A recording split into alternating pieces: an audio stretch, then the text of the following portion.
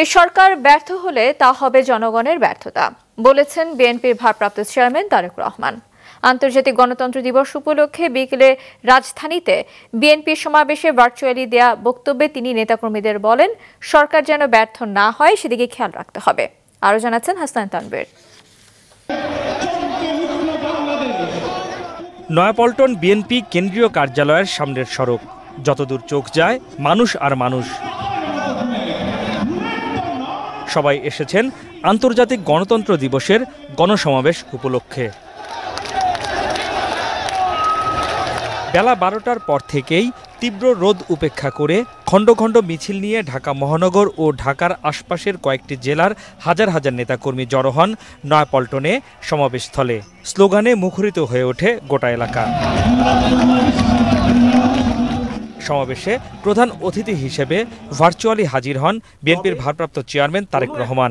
এ সময় নেতাকর্মীরা তাকে অভিবাদন জানান।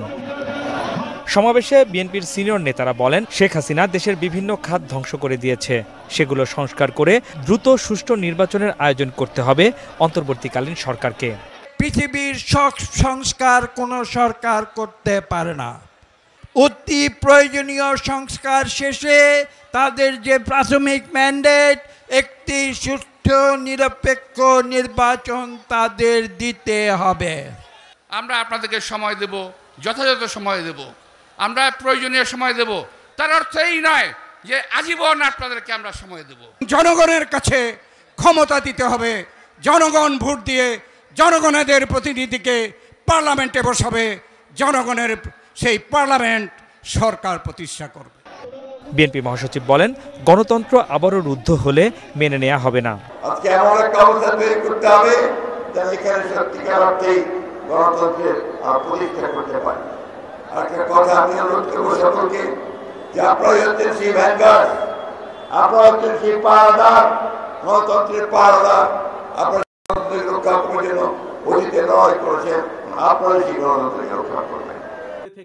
তারেক রহমান বলেন, বিগত মাফিয়া সরকার দেশের অর্থনীতি, রাজনীতি, সাংবিধানিক প্রতিষ্ঠান, বিচার বিভাগ, আইনশৃঙ্খলা বাহিনী ধ্বংস করেছে। জঞ্জাল এখনো দূর হয়নি। এই সরকারকে এজেন্ডা ভিত্তিক সংস্কার ঠিক করতে হবে, কারণ ষড়যন্ত্রকারীরা এখনো সজাগ। এই সরকারের ব্যর্থতা আমাদের সকলের ব্যর্থতা, বাংলাদেশের পক্ষের গণতান্ত্রিকামী জনগণের ব্যর্থতা। সুতরাং এই অন্তর্বর্তীকালীন সরকারকে কোনোভাবেই ব্যর্থ হতে দেওয়া যাবে না।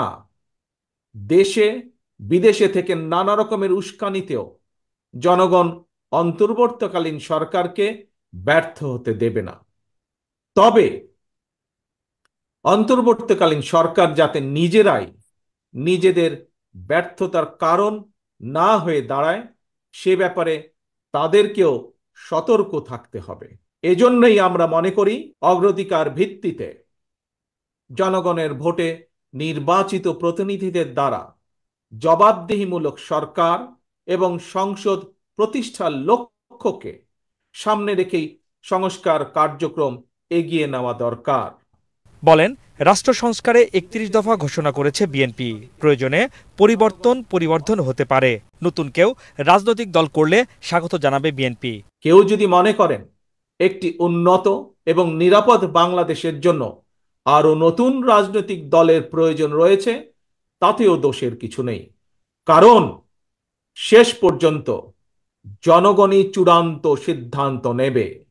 জনগণ কাকে সমর্থন জানাবে কিংবা কাকে সমর্থন দেবে না, এটি তাদেরই চূড়ান্ত বিষয়। কোনো ষড়যন্ত্রে পা না দিয়ে নেতাকর্মীদের ধৈর্য ধরার আহ্বান জানান তারেক রহমান। আরও কিছু পথ পাড়ি দিতে হবে। হাসনাইন তানভীর, মাছরাঙা সংবাদ, ঢাকা। নয় সন্ত্রাস